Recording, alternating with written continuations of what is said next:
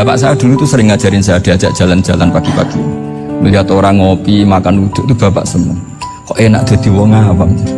Ngene esuk-esuk nyemak bocah kesel kabeh kono enak ngopi rokok. Bapak kadang iri sama orang awam itu iri. Sudah gitu berharap masuk surga kan enak sudah gitu. Tahu-tahu mati, tidak tahu ke surga apa ke neraka ya tidak tahu.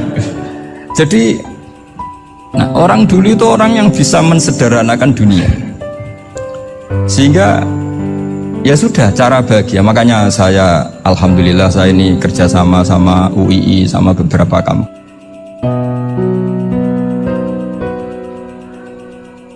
Istighna, hakikatul istighna itu adalah al istighna anis syai' labihi. Jadi pemenuhan kebutuhan yang sebenarnya adalah kita berusaha menghindari sebanyak mungkin kebutuhan yang sekunder yang nggak penting, bukan memenuhi semua yang kita inginkan. Jadi misalnya begini ya, kalau kita lapar itu keinginan kita itu makan enak apa asal makan? Tentu jawabannya asal makan yang sehat. Tapi kalau nuruti nafsu kita, makannya yang enak, teman makan ya enak, terus di warung yang favorit. Ini kan satu kebodohan. Kenapa untuk makan saja butuh definisi sekian banyak? Yang kita harus kecewa, warung favoritnya bisa sudah tutup, atau kita ke sana harus macet, ribet. Yang benar-benar arif dan bijaksana itu adalah al-istighna anisya. Sesuatu yang tidak mendesak itu jangan jadikan kebutuhan. Sehingga kalau kita puasa misalnya, semua makanan itu enak karena kita sangat lapar. Sehingga Abul Qasim Al-Junaidi ketika ditanya, ma'idamu to'am, lauk makanan itu apa? Jawabannya lucu, alju, lapar. Kalau kamu lapar ya semuanya enak. Ini sudah mulai hilang. Kita bilang makan enak itu ya sate, ya gulai, ya pizza yang kita senang. Akhirnya apa? Untuk nikmati nikmatnya Allah itu kita jadi ribet. Apalagi yang orang-orang fasik harus ditemani perempuan yang tidak halal misalnya, atau harus ada ajudan, ribet. Nah pertanyaannya, orang yang ribet sama yang nggak ribet itu pinter mana? Pinter yang nggak ribet. Nah ini kearifan-kearifan yang mulai hilang. Lalu siapa yang bisa mewarisi itu? Ya ulama. Jadi ulama itu cara berpikir sebenarnya simple. Makanya mereka sering kalau tahajud itu, di antara makalah Sayyidina Ali paling terkenal dan yang menjadikan beliau punya derajat yang luar biasa itu adalah kafani izzan an takuna li robban wa kafani fakhran an akuna laka abdan. Ya Allah, saya ini sudah begitu mulia, begitu terhormat dan sangat-sangat terhormat karena yang menjadi Tuhan itu Engkau. Jadi rumus pertama itu karena menjadi Tuhan itu Engkau. Hanya Tuhan yang abadi, Tuhan yang pertama, hanya Tuhan yang al-awwal. Coba ya Allah, kalau saya ini punya Tuhan Fir'aun, punya Tuhan mati jadi tontonan lagi, itu kerennya di mana coba? Andai kan kita punya Tuhan Fir'aun, atau punya Tuhan yang asal-usulnya manusia, apapun hebatnya manusia itu, kita punya Tuhan manusia itu. Tuhan yang lapar, yang kalau nggak makan mungkin pingsan, mungkin bisa kena COVID, nanti Tuhannya diisolasi.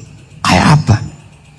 Makanya ketika Tuhan Allah menyindir ketuhanan selain Allah itu, Allah hanya menyindir dengan kalimat sederhana, kana yakulani to'am, yang kamu tuhankan itu masih makan. Hanya kalau nggak makan ya lemes. Jadi lama-lama ada orang gini, alhamdulillah tadi Tuhan mampir ke saya, kelihatannya lapar, setelah tak kasih makan sehat lagi. Susah nggak punya Tuhan yang seperti itu. Beda dengan Tuhan kita. Tuhan yang nggak butuh makan, nggak butuh minum, al-qayyum, zat yang berdiri sendiri tanpa butuh yang lain, al-awwal. Sebelum ada langit bumi sudah ada Tuhan kita yaitu Allah. Bandingkan dengan Tuhan-Tuhan yang dipertuhan yang lain, yang adanya setelah bumi, misalnya Fir'aun dan sebagainya. Sehingga Sayyidina Ali pertama jadi kebanggaan apa? Kafani izzan antakuna li robban. Saya ini keren betul karena punya Tuhan yaitu Engkau. Tuhan yang lahul asma'ul husna, Tuhan yang semuanya punya kebaikan, punya keabadian, punya keagungan. Terus wa kafani fakhron an akuna laka abdan, dan saya bangga sekali karena saya menjadi hambamu.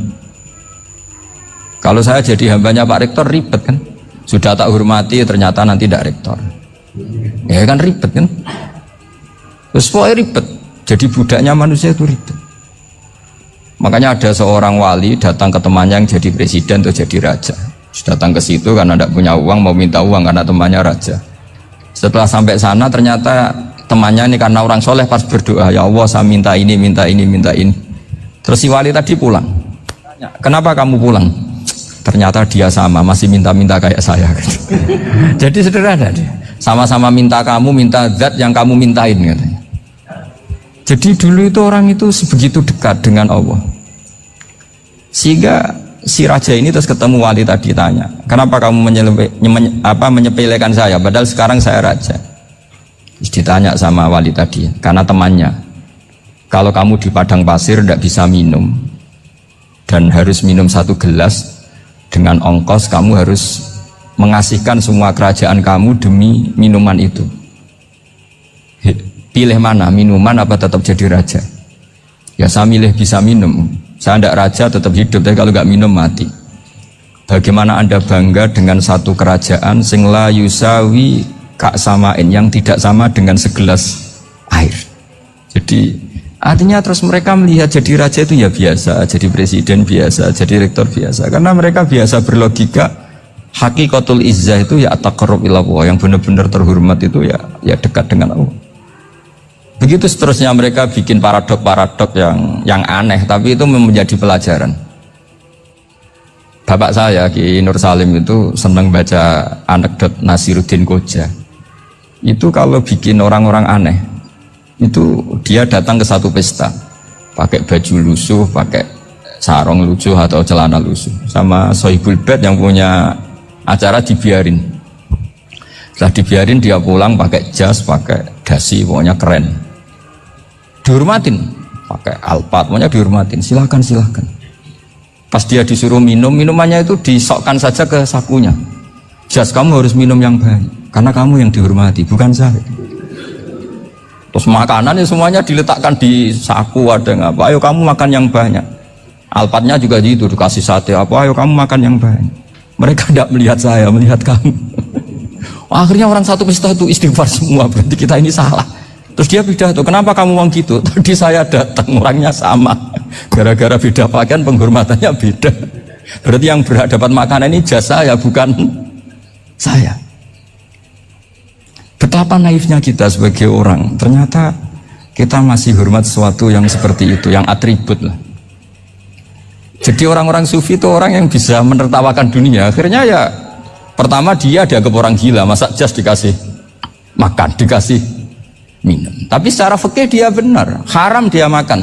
Karena pas dia datang dibiarin, setelah pakai jas dikasih makan. Berarti hakikat yang dapat rezeki siapa? Jasnya apa orangnya? Jasnya apa orangnya? Jasnya. Jadi itu orang-orang sufi, kearifan orang-orang dulu itu bisa ngelola hal-hal yang keseharian menjadi luar biasa. Ada seorang wali melihat istrinya makan 1 piring, anaknya makan 1 piring, ditanya, kalian kenyang? Wah kenyang sekali. Melihat anaknya minum kopi 1 cingkir, seneng. Kalian seneng sekali. Wah kalau seneng dengan hal-hal yang murah bisa, ngapain harus seneng dengan hal-hal yang mewah? Bodoh sekali saya. Sehingga terus mereka bisa qanaah. Qanaah itu ya hidup itu simple, sederhana. Jadi tentu saya tidak akan ngomong yang muluk-muluk, selain itu tidak bidang saya juga apa ya. Kita ini butuh obat di kondisi Covid seperti ini, butuh kesederhanaan, butuh apa ya, istighna tadi. Kita harus istighna billah an ghairillah. Jadi sudah cukup bahwa Allah ini segalanya. Sehingga tadi saya dengarin himnenya Unisula, yang paling saya kagum adalah dimulai dengan kalimat-kalimat thayyibah. Di antara tugas suci Nabi Ibrahim dan semua Nabi adalah wa ja'alaha kalimatam baqiyatan fi aqibi. Nabi Ibrahim itu nabi yang diberi gelar Allah. Dia adalah nabi yang menjadikan kalimat tauhid itu kalimat yang abadi. Fi aqibi, di anak turunnya, di semua generasinya, baik anak turun karena gen maupun karena pembinaan, karena pendidikan. Ini penting sekali saya utarakan karena apa? Satu kehidupan itu sebenarnya digerakkan oleh kata-kata, oleh mutu kalau oleh bahasa modern.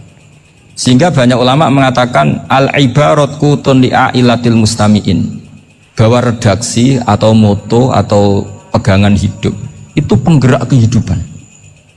Sehingga sebetulnya manusia itu digerakkan oleh kalimah-kalimah itu, oleh moto-moto itu, oleh prinsip-prinsip hidup itu. Misalnya orang Palestina itu tiap hari ke pasar gitu. Mereka ke laut gitu. Ditanya, kenapa tidak takut tembak Israel? Jawabannya lucu.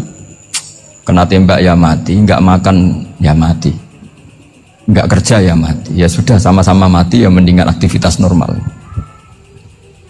Tapi saya tidak menyarankan itu untuk melawan COVID. Ini cerita saja. Kamu jangan provokator gitu. Karena ini wilayah sensitif. Jadi banyak orang yang poligami, kalau ditanya alasannya gitu, istri satu ya cerewet, dua ya cerewet, mendingan 4 gitu. Ya banyak ya gitu. Tapi ada yang kebalikan, istri satu cerewet saja hampir jantungan, apalagi 4, tinggal matinya kan gitu. Itu semua yang menggerakkan itu kalimat. Kalimat itu satu pegangan. Banyak orang loh yang nggak ingin jadi rektor tuh banyak loh Pak Bejo. Jangan kira semua dosen ingin jadi rektor. Melihat rektor sibuk rapat mempertahankan reputasi Unisula, terus sering pegang kepala, ngapain repot-repot, jadi tukang sapu aja dapat gaji, ngopi, rokokan, selesai.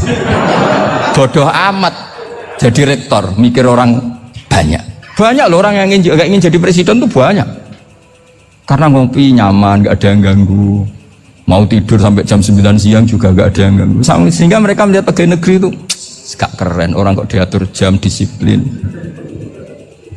Itu memang cara Allah membagi rahmat. Mau kamu apakan coba? Cara syukurnya dia seperti itu. Bapak saya dulu tuh sering ngajarin saya, diajak jalan-jalan pagi-pagi. Melihat orang ngopi, makan uduk itu bapak seneng.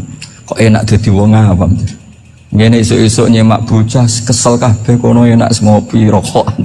Bapak kadang iri sama orang awam itu iri. Sudah gitu berharap masuk surga kan enak sudah gitu. Tahu-tahu mati, tidak tahu ke surga apa ke neraka ya tidak tahu. Jadi nah, orang dulu itu orang yang bisa mensederhanakan dunia. Sehingga ya sudah cara bahagia. Makanya saya alhamdulillah saya ini kerjasama sama UII sama beberapa kampus. Memang amdan itu sengaja. Kampus itu ya punya sistem yang nggak bisa mewakili sistem kiai. Kiai juga punya sistem yang nggak terwakili oleh kampus, juga sebaliknya saling melengkapi. Saya sering ketemu rektor UII, rektor kampus-kampus Islam.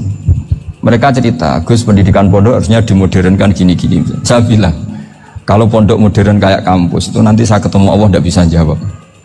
Kenapa Gus? Saya beri contoh gini. Kalau misalnya perempuan perawan lah atau apa saja, pokoknya perempuan mau tanya tentang menstruasi atau haid. Kalau semuanya sistem kampus, dia harus kuliah dulu. Registrasi dulu, kuliah dulu, bayar dulu, dan dapat jawabannya nunggu mata kuliah pas itu. Bandingkan kalau sistem pondok, saya tuh sering ke pasar sama anak saya dicegat sama ibu-ibu, Gus, anak saya ngalami gini-gini, keluar darah terus menerus, nggak 6 hari tapi 1 bulan penuh. Itu hukumnya apa Gus ya? Nanti saya mau sowan ke jenengan. Nggak ada usah sowan, di sini aja. Ya sudah. Sebelum mengeluarkan darah yang rutin seperti itu biasanya haidnya berapa hari? 6 hari, ya sudah ikut yang 6 hari, yang lainnya istighatsah. Ngoten tok Gus, ya udah gitu. Begitu terus di masalah udhiyah. Ya coba kalau semuanya pakai sistem kampus, daftar dulu, bayar dulu.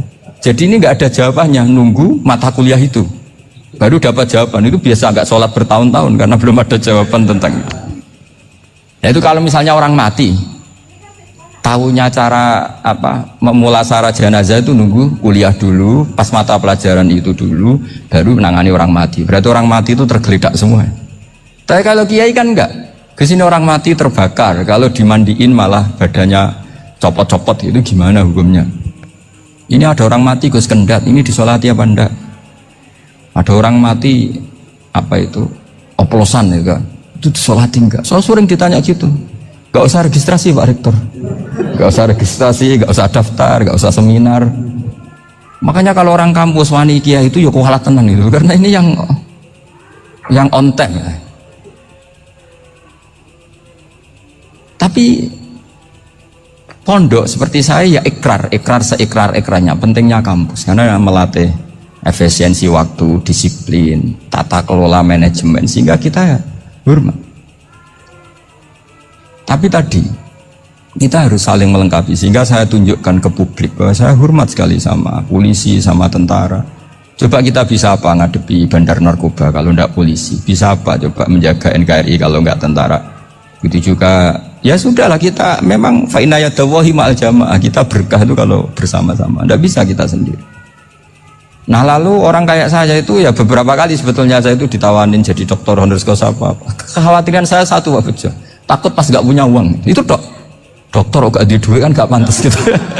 Jadi repot gitu, daripada beban lah sudah lah, nggak usah dokter. Jadi kalau nggak punya uang ya pantas, terus kalau ngebis ya pantas, suatu saat kalau mati nggak ada yang hadir ya pantas, nggak dokter gitu. Kalau sudah dokter kok masuk neraka, dokter kok masuk neraka, kayaknya apalagi rektor kampus Islam kok masuk neraka itu kan kok kayak agak pas itu. Misalnya rektor Unisiola ditanya mungkar nakir nggak bisa kan, kayak gimana gitu. Makanya harus sering ngaji saya supaya nggak malu di depan mungkar nakir. Masa rektor ditanya mungkar nakir nggak bisa. Harus berani bentak, ini saya rektor loh Pak mungkar nakir. Masa kalau wali-wali dulu berani. Masyhur di cerita wali-wali ditanya marabbuka manabuka. Saya ini guru tauhid. Kok kamu tanya marabbuka manabuka, yang ngotok. Kamu tidak pernah ngaji, enak aja tanya. Jadi wali-wali itu ya rileks ngadepi mungkin. Saya yakin rileks wali di Bang Parik baru. Saya yakin itu. Karena wali itu lebih dekat Allah. Sehingga orang dulu itu, saya ulang lagi ya, ada satu kearifan namanya hidup itu apa? Hidup itu adalah cari sebanyak mungkin supaya hidup itu tidak tergantung pada banyak hal.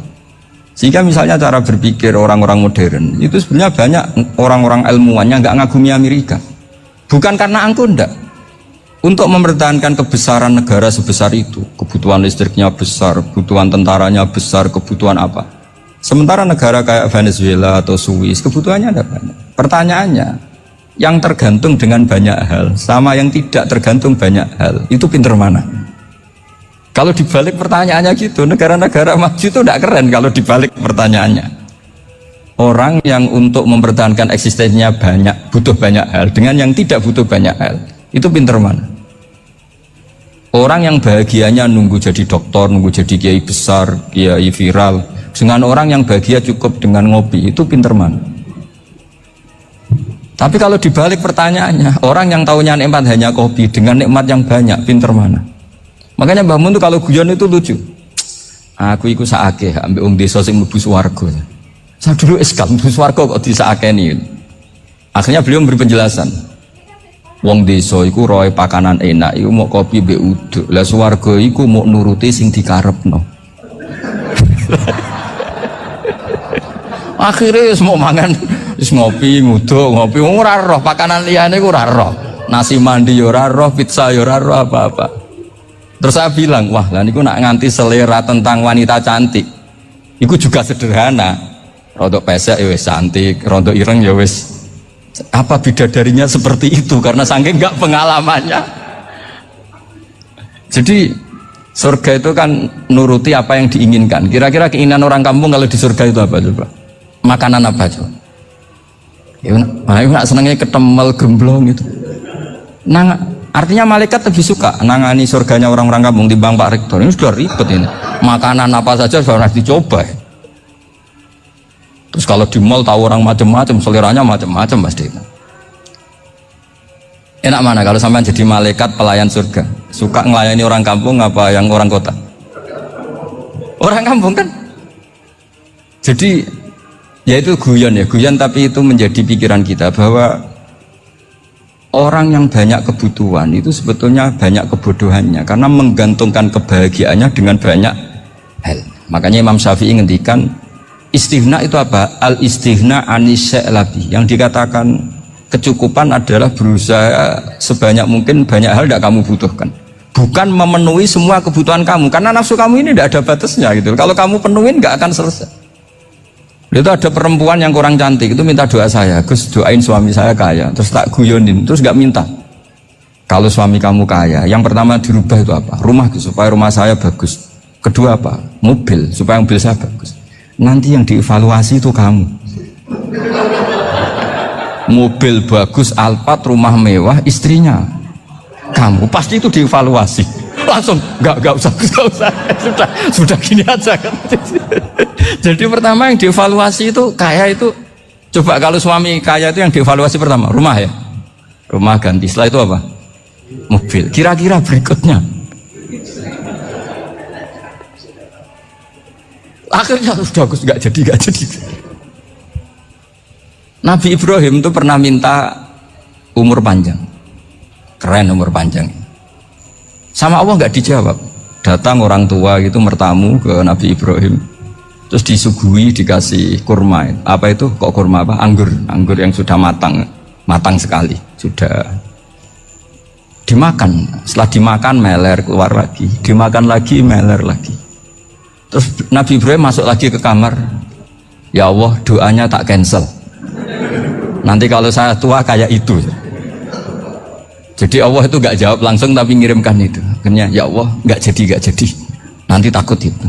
Saya pernah ngalami jadi kiai tadi, ada ibu-ibu ya nggak pati cantik lah. Suaminya tuh miskin sekali. Minta doa saya supaya kaya. Bareng tak kasih pertimbangan itu, udah nggak usah, nggak jadi. Jadi itu kearifan. Tapi kearifan ini harus kita tanamkan. Saya nggak bisa membayangkan Indonesia yang besar ini, andai kan tidak ada qanaah, nrimo ing pantun. Coba sekarang ada Covid.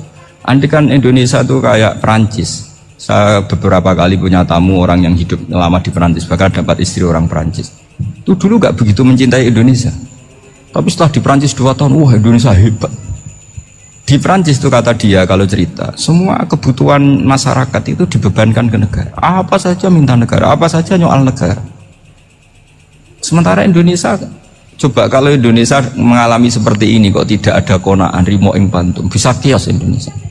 Orang miskin nyalahkan negara, kelaparan nyalahkan negara, apa saja. Tapi barokahnya dididik kiai, jogeman nyalahno wong liya. Urip romo ing pandum, diame. Sampai gak ngerti kalau Covid. Banyak tuh orang-orang kampung itu, orang lugu-lugu itu.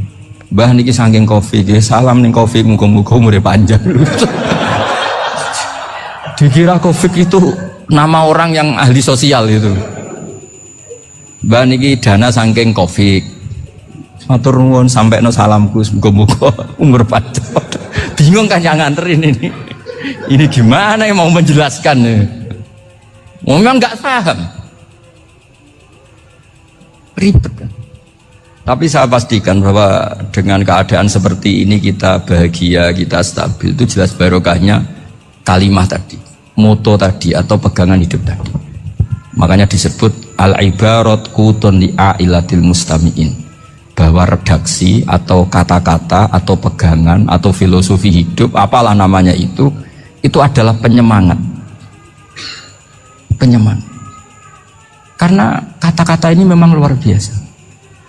Ketika sahabat perang demi kebenaran, zaman itu ya pasti benar karena yang dibela Nabi. Dulu itu kan enak zaman Nabi, yang dibela mesti benarnya, musuhnya mesti salahnya. Sehingga dulu itu memang harus tegas. Kalau sekarang mau tegas gimana? Yang kamu bela tidak mesti benar, musuhnya tidak mesti salah. Ribet kan kalau misalnya saya tukaran sama Pak Rektor, kamu mau bela mana kan bingung. Saya tidak mesti benar, saya tidak Nabi. Pak Rektor apalagi nggak mesti benar lagi kan? Ribet kan? Jadi kalau kita mau perang sekarang itu mau pede gimana? Enggak. Makanya banyak ulama sekarang tuh mau tegas tuh nggak berani karena ya banyak hal yang abu-abu lah wilayahnya. Misalnya pilihan presiden atau pilihan bupati, pilihan menteri. Kamu mati-matian bela itu, yang kamu bela tidak mesti benar, musuh kamu tidak mesti salah. Misalnya pilihan bupati, wah ini kabupaten ini baik kalau bupatinya ini, yang satu bilang ini, terus tim suksesnya kamu tanya, kamu yakin? Ya tidak juga. Lah kenapa semangat? Kan saya botohnya, paling alasannya ya itu aja, bukan yang lain. Beda dengan zaman Nabi, nabinya mesti benar, Abu Jahalnya mesti salah, kan enak aturan mainnya jelas. Singkat cerita dalam perang itu banyak sahabat yang alami luka, ngalami apa gitu. Kemudian curhat lah ke Nabi, ya Nabi gara-gara derekkan jenengan, ngikuti jenengan saya harus ngalami seperti ini. Ngiranya orang itu diapresiasi sama Allah keluarnya, ternyata sama Allah gak diapresiasi, malah diturunkan ayat intakunu ta'lamuna fa innahum ya'lamuna kama ta'lamun wa tarjuna minallah malah yarjun. Kalau kamu sakit karena perang, orang-orang kafir itu ya sakit, itu saja berani padahal demi kekafiran. Wa tarjuna minallah ma la yarjun, padahal kamu punya nilai lebih yaitu berharap kepada Allah yang mereka tidak punya. Saya jadi kiai itu ya kadang mangkel. Karena yang benci ya benci, yang seneng itu ngel-ngel loh kayak Pak Bejo. Jadi semuanya ribet. Nah iya, yang benci ya ganggu, yang seneng ya ganggu, tambah nemen. Seribet. Tapi kalau sudah ingat bandar narkoba, mereka berhadapan dengan polisi, kadang ditembak karena kesalahannya terlalu fatal. Antar persaingan mereka juga bisa tembak-tembakan karena merebut pasar narkoba. Itu saja mereka berani. Kok kita yang jadi kiai kadang dicium tangannya, dihormati gak berani, hanya takut apa ya, musibah-musibah kecil lah, atau problem-problem kecil. Nah iya, kalau kita bandingannya gitu. Kalau kamu mau tahajud kedinginan, itu masih nanti dihisab Allah itu gitu. Maling ayam itu keluar malam-malam, hanya dapat ayam. Itu gak takut dingin. Ya gak takut digebuki masa. Kamu mau tahajud saja takut dingin. Makanya nanti hisabnya orang soleh itu nanti dijajarkan orang dolim, terus diperbandingkan. Wah itu habis kamu kalau itu. Jadi misalnya Unisola mau rapat, tapi ini malam, kalau malam dingin nanti sama masuk angin. Anak-anak pang di perapatan aja berani kamu. Kalau sudah perbandingannya gitu tuh ribet kita nanti. Makanya itu kalimat itu moto atau filosofi hidup. Sehingga diulang lagi nasihat itu. Iyam saskum korhun fakodu masal koma korhum mislu. Kalau kamu kena luka, orang-orang yang nggak benar juga akan kena luka. Itu aja berani demi ketidakbenaran. Masa kamu demi kebenaran nggak berani? Akhirnya orang itu, ya itu kalimat, itu heroik. Makanya kita ini penting ya. Makanya tadi himne Unisula dimulai kalimat thayyibah. Karena kalimat ini yang menjaga kita, kalimat ini. Misalnya tentang Tuhan. Kenapa orang Islam imannya kokoh seperti ini, termasuk yang sudah hidup di Amerika, di Australia, di mana-mana? Itu ya barokahnya ajaran atau barokahnya kalimah. Saya sebut kalimah saya pakai bahasa santri. Karena la ilaha illallah itu dalam tradisi santri disebut kalimatu haqqin alaiha nahya wa alaiha namut wa alaiha nub'ats. Ada yang riwayat wa biha nub'ats insyaallah taala minal aminin. Kenapa mereka di mana-mana meskipun sekolah di Amerika, di Australia, bahkan di Uni Soviet tetap mukmin? Itu barokahnya ajaran yang benar. Allah itu siapa? Tuhan. Tuhan itu sifat dasarnya apa? Awal. Dia harus wujud awal sebelum makhluk yang lain. Sehingga ketika ada negara yang maju, yang tertib, manajemennya tertib, masyarakatnya makmur, tapi punya Tuhan yang tidak seperti itu, tidak awal, itu sudah agak nyaman. Karena ndaklah keren Tuhan saya, karena Tuhan saya itu al-awwal, zat yang pertama. Tuhan saya keren lah, zat yang nggak mati, Tuhan yang nggak mati, yang nggak pernah mengalami kematian. Sehingga tontonan atau yang dilihat kenikmatan-kenikmatan yang lain ini tidak mengubah dia pendirian tentang Tuhan, karena mantapnya satu kalimat tadi bahwa Tuhan itu ya harus satu, harus awal, harus tidak mati, tidak rusak, tidak mengalami apa-apa yang membahayakan. Sehingga ketika ditawarin Tuhan yang lain, meskipun menjanjikan secara finansial atau kemakmuran, mereka gak tertarik. Itu coba, itu barokahnya makmur apa barokahnya ajaran? Barokahnya ajaran. Sering negara Islam itu kalah makmur dengan mereka, tapi barokahnya ajaran ini tetap apa? Tetap Islam. Makanya Nabi Ibrahim, Nabi yang sukses bikin wa ja'alaha kalimatam baqiyatan fi aqibi. Sehingga kita ini bukti sama orang tua misalnya. Itu ya karena ajaran. Suwargamu itu karek wong tuamu. Nak wong tuamu ridho, Allah ridho. Nak ora ridho, Allah ora ridho. Ridho wa fi ridhol walidain wa sakhatu wa sukhtu wa fi sakhatil.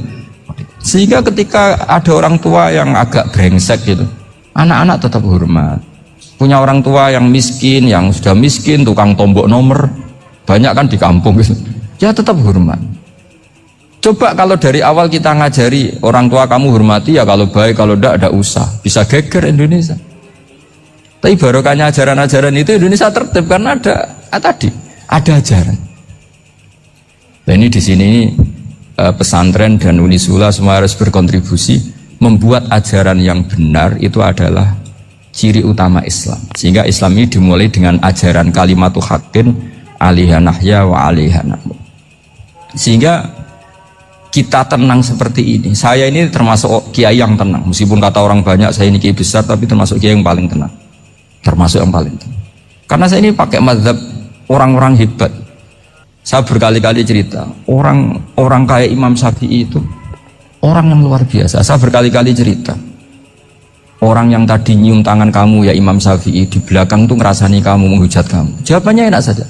Berarti saya alhamdulillah orang yang wibawa. Buktinya di depan saya nggak berani. Jadi enteng saja.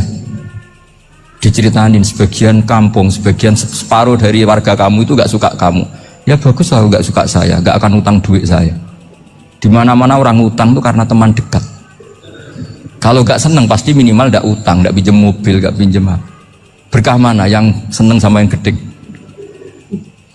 Jadi dianggap enteng saja. Semua yang dialamin dianggap enteng saja. Misalnya punya istri pemarah, ya bagus lah marahin suami. Kalau marahin tonggo malah ribet. Jadi kamu harus terima kasih kalau dimarahin istri. Bagus lah marahin saya mah, kalau marahin tonggo ribet. Jadi enteng saja. Tapi kita sekarang tuh karena nafsu ya, sehingga menghadapi hidup ini ribet. Ulama dulu kalau mau mati itu senangnya bukan main. Sudah lama saya ini ingin gak maksiat. Kayaknya gak maksiat paling efektif itu mati. Ya tidak apa-apa Gusti, kalau sebaiknya mati ya mati aja. Enteng saja. Jadi melihat kematian itu akhir dari segala keburukan atau potensi keburukan. Apapun baik kita sekarang, suatu saat mungkin kita gak baik. Yang bisa menghentikan ketidakbaikan atau potensi ketidakbaikan itu apa coba? Mati kan? Berarti mati itu mengerikan apa menyenangkan? Mesti kamu tidak berani menjawab. Meskipun secara ilmu kamu berani, tapi secara rasa agak berani kan? Saya ulang lagi ya, yang bisa menghentikan keburukan atau potensi keburukan itu apa coba? Apa? Kematian. Berarti kematian itu menyenangkan atau menyusahkan? Apapun kamu tidak berani jawab karena kamu agak-agak duniawi itu kelihatannya. Tapi secara ilmu, kamu tahu kan kalau mati itu tidak buruk-buruk banget. Karena apa? Itu akhir dari segala keburukan. Sehingga Nabi ngajarkan kalimat itu begitu luar biasa. Allahumma ahyini maka natil hayatu khairan li wa tawaffani maka natil wafatu khairan li. Nabi melihat dunia itu begitu indah. Ya Allah, kalau saya ini hidup, anggap saja hidup ini ziyadatan li fi kulli khairin, menjadi modal saya menambah segala kebaikan. Jika suatu saat saya mati, anggap mawon rohatan li min kulli syarrin, itu akhir dari segala keburukan saya. Sehingga mati hidup ya baik karena di situ kita bisa berkontribusi beramal soleh. Mati juga baik karena mengakhiri segala keburukan. Nabi nate ngendikan lagi, ajaban li amril mu'mini inna amrahu kullahu khair. Orang mukmin itu mengagumkan, semuanya baik. In asobathu na'ma syakara fakana khairan lah. Kalau baru dapat nikmat dia syukur, maka itu baik. Wa in asobatu dharra sabara. Kalau dapat masalah mereka sabar, itu juga baik. Sehingga orang mukmin dua sisinya pasti baik. Itu juga kalimat, maksudnya moto atau pegangan hidup. Nah berikut ini saya beri contoh, ini kenangan saya, ini contoh terakhir. Masalah jadi orang terkenal maupun tidak. Di sini dicontohkan Imam Ghazali di halaman 367 di kitab saya 367, juznya 3 di kitab Ihya Ulumuddin. Di sini beliau cerita betapa untuk menjaga ikhlas sebaiknya orang itu tidak terkenal, tidak syuhrah, tidak terkenal. Oke, itu kita sepakat ya, karena kalau terkenal mungkin orang dipaksa publik dengan tanda kutip untuk selalu berbuat baik, tapi karena jaim lah, jaga image atau apa. Tapi ketika dibalik pertanyaannya, kamu rela yang terkenal itu orang nggak benar, sementara yang orang benar itu nggak terkenal. Lalu masyarakat taunya yang tidak benar. Kalau pertanyaannya dibalik gitu, orang baik wajib terkenal enggak? Kalau pertanyaannya dibalik seperti itu. Dokter yang benar tidak terkenal, yang malpraktek terkenal. Kamu ingin kondisi seperti itu? Gak ingin kan? Kampus yang bagus gak terkenal, kampus yang bagus gak terkenal, yang gak bagus. Nah, artinya apa? Gara-gara olah kata, olah pikiran, ini logika jadi rubah. Lagi-lagi apa? Jawaban itu ada di kata-kata sebetulnya. Makanya bab-bab seperti ini tidak usahlah kita berdebat, berpolemik. Sebaiknya orang itu humul, menutup diri. Apa sebaiknya orang terkenal, itu nggak perlu seperti itu. Sudah terserah Tuhan saja. Makanya saya mulai dulu ngaji sampai sekarang itu ya tidak punya punya ikon tertentu atau punya website tertentu, enggak. Sudah terserah pangeran. Sudah. Saya juga tidak sok suci materialistik atau enggak, ya tidak mikir saya. Bukan apa-apa ya, karena saya ini kiai, jadi biasa urusannya sama Allah, tidak sama makhluk. Jadi pusing kalau sama sarah-sarahnya makhluk itu pusing. Meskipun rektor kalau nasihati saya pasti tidak saya terima, itu tetap makhluk, itu sudah ada ngefek kalau saya itu sudah ada itu.